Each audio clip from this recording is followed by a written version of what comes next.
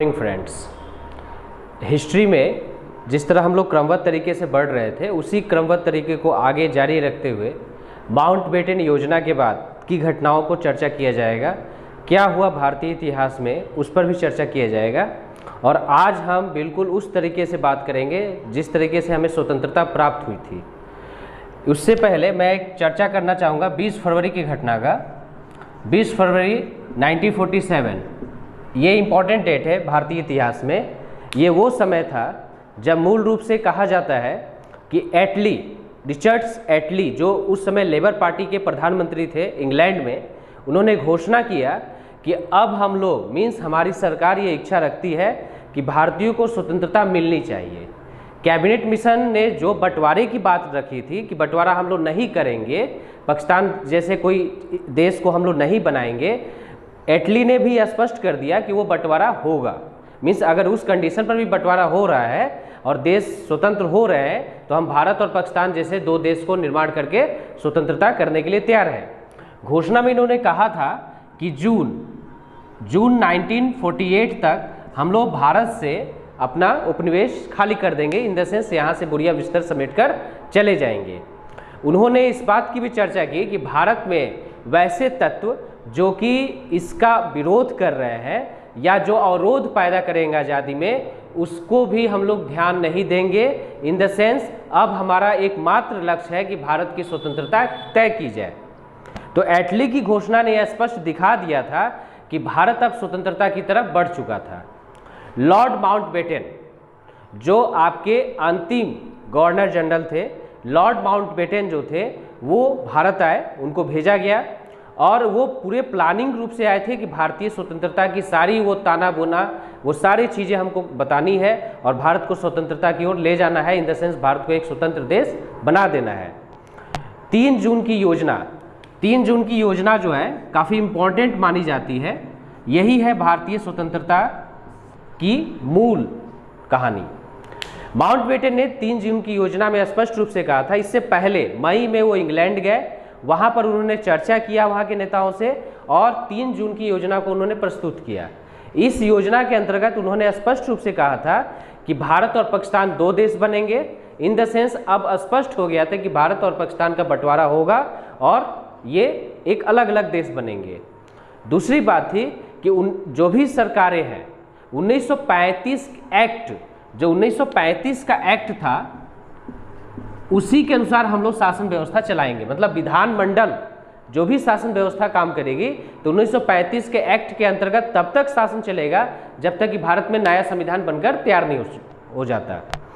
इससे पहले मैंने अपने वीडियो में बताया था कैबिनेट मिशन में कि 9 दिसंबर 1946 ये वो समय था जब संविधान सभा का गठन किया गया और 2 दिन बाद डॉक्टर राजेंद्र प्रसाद को इसका अस्थायी अध्यक्ष चुन लिया गया।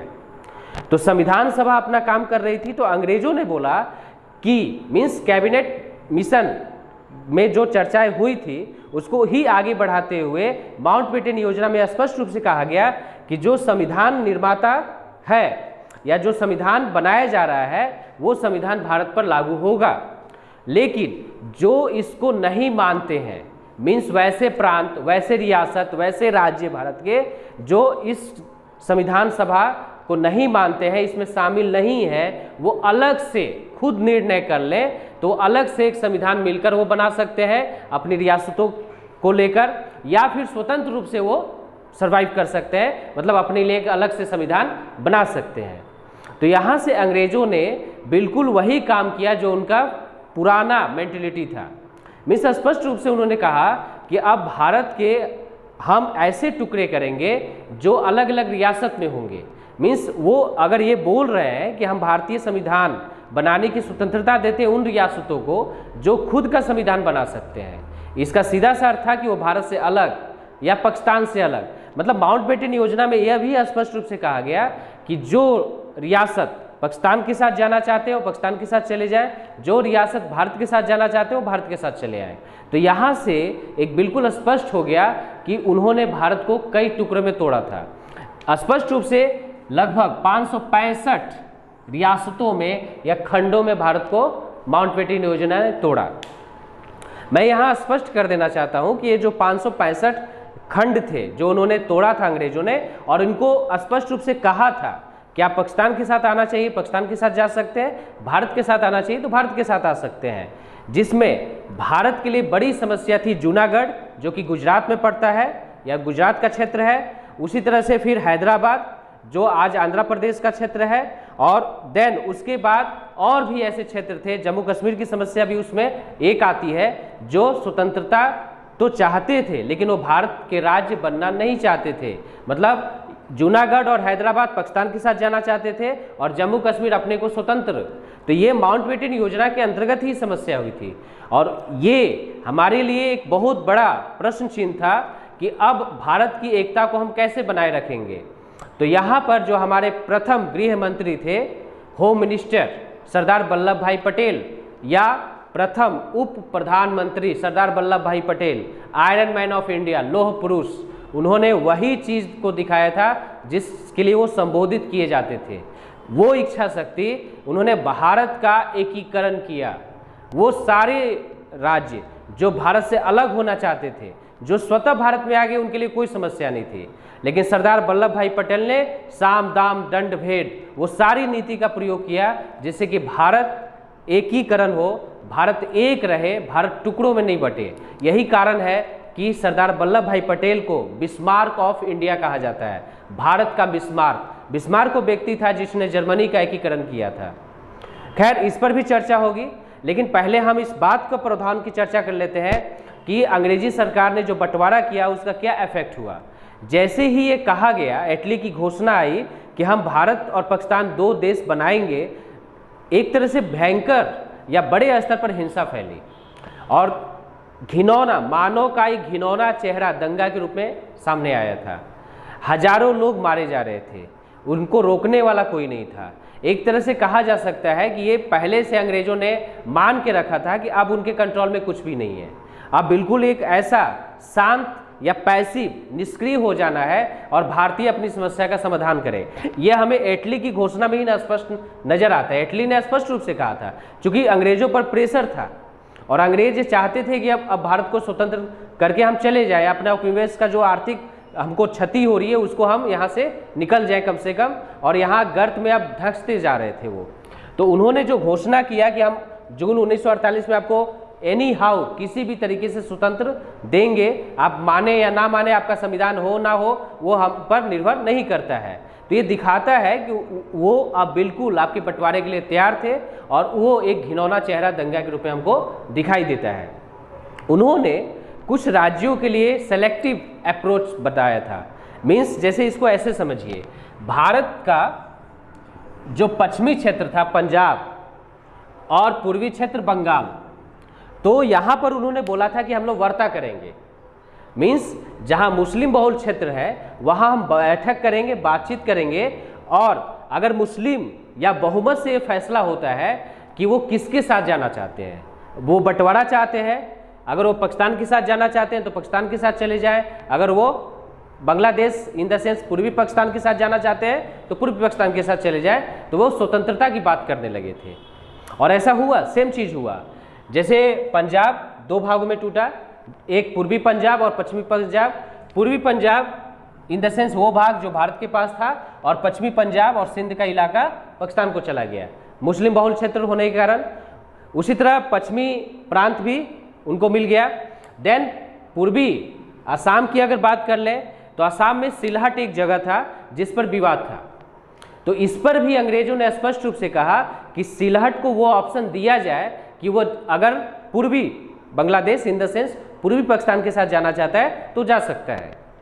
तो ये बिल्कुल दिखाता है कि अंग्रेजों की प्लानिंग जो थी, अब वो एक जो उन पर बोझ था, मीन्स भारतीयों पर जो उन्होंने राज किया था, शासन किया था 200 सालों तक और शोषण किया था, उसका फल उनके पास यही था कि अब भारतीयों को वो बंटवारा का जहर दिया जाए और यहाँ से वो अपना बुढ़िया बिस्तर समेटे और निकल जाए। तो फाइनली यही हुआ और उन्होंने एक कमिटी का गठन किया, आयोग बनाया, जिसने बॉर्डर एरिया को डिक्लाइन किया या बॉर्डर एरिया को एक डिमार्क किया, एक लाइनिंग खींची कि ये बॉर्डर पाकिस्तान का है और ये बॉर्डर हिंदुस्तान का है। वो था sir Radcliffe. Radcliffe line, Radcliffe के बारे में अगर बात हम लोग करें, ये वही लाइन है जो भारत और पाकिस्तान के बीच बॉर्डर या सीमा रेखा बनाती है। रेडक्लिफ वो व्यक्ति थे जिन्होंने इस लाइन को खींचा था, तो ये उन्हीं के नाम पर इस लाइन को सीमा रेखा माना गया था। मतलब एक पूरा प्लानिंग वे में। हाँ, अंग्रेजों ने यह भी बात कही थी कि हम कॉमनवेल्थ जो गेम होते हैं, आपने सुना होगा, कॉमनवेल्थ गेम में जनरली वो देश पार्टिसिपेट करते हैं जो ब्रिटिश साम्राज्य के हिस्सा थे। कॉमनवेल्थ देश वो देश हैं जो ब्रिटिश साम्राज्य जो था उसके हिस्सा कभी हुआ करते थे। भारत भी उनमें से एक था, पाकिस्तान भी उनमें से एक था। तो इन्होंने एक ऑप्शन दिया कि भाई आप व्यापार तो किसी देश के साथ कीजिएगा ही, इन द सेंस भारत अगर हमसे व्यापार कर रहा है तो हम लोग पहले एक दूसरे को जानते हैं, तो आपके पास जो रॉ मटेरियल है, कच्चा माल है, और मेरे पास जो चीज़ें हैं आप हमसे ले सकते हैं। तो एक व्यापारिक समूह को उन्होंने जन्म दिया जिसको राष्ट्रमंडल कहा जाता है। राष्ट्रमंडल देशों का एक समूह बना और इसके लिए भी उन्होंने ऑप्शन रखा कि आप चाहिए तो आ सकते हैं, नहीं चाहिए तो आप स्वतंत्र हो सकते हैं। साथ ही साथ माउंटबेटन योजना में ये भी स्पष्ट था कि जो भी संधियां हैं जो इंग्लैंड के सम्राट ने लागू किए हैं या यहाँ के गवर्नर जनरल ने लागू किया है, अगर उसको यहाँ के रियासत या यहाँ के शासक मानना चाहते हैं तो मान सकते हैं, नहीं तो वो अपने आप संधियां जो है 15 अगस्त 1947, 15 अगस्त 1947 के बाद स्वतः समाप्त हो जाएगी। तो अंग्रेजों ने एक प्लानिंग वे में आपको स्वतंत्रता दी, लेकिन वो स्वतंत्रता जो थी एक गहरे घाव के रूप में थी हमारे पास, बंटवारा।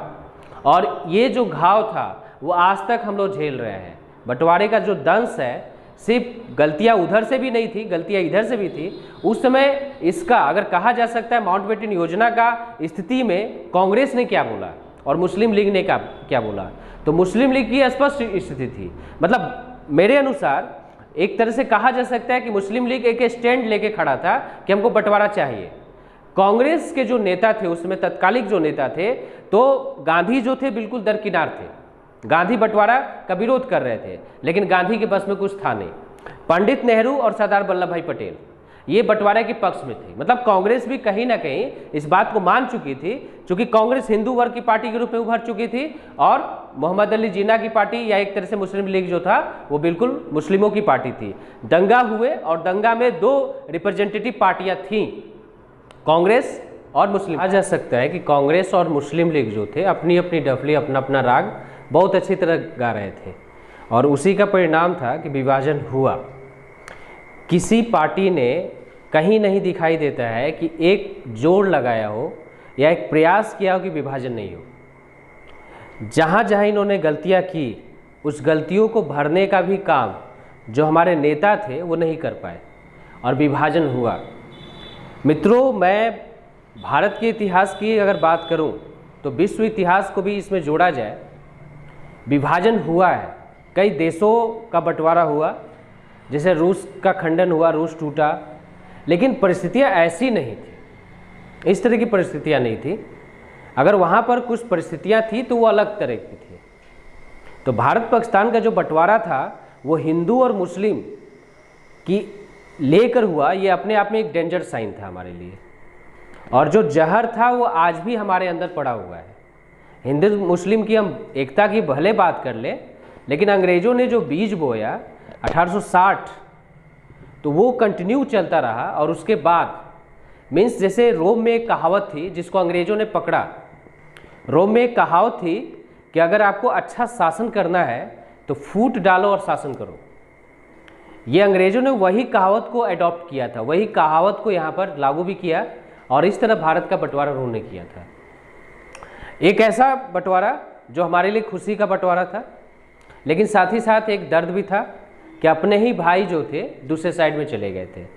रास्ता नहीं था हमारे पास कुछ उसको रोकने के लिए। हमने अगर प्रयास भी किए तो वो ऐसे प्रयास नहीं थे जो रिजल्ट दे पाए। तो इस तरह से एक विश्व के नक्शे पर दो देश आते हैं 15 अगस्त 1947 को, भारत और पाकिस्तान। दोनों का अपना अलग अलग तरीका होता है राष्ट्र का, और दोनों ही एक लोकतांत्रिक व्यवस्था में सर्वाइव करते हैं। तो आज की वीडियो में मित्रों इतना ही। नेक्स्ट वीडियो में हम आगे इसी टॉपिक को कंटिन्यू करेंगे और वैसे टॉपिक को सेलेक्ट करेंगे जो कहीं ना कहीं हम छोड़ते गए हैं, जैसे कांग्रेस, उसकी स्थापना से संबंधित, और आधुनिक भारत 1857 से एक बार रिवाइज किया जाएगा उस टॉपिक को। Thank you, that's all.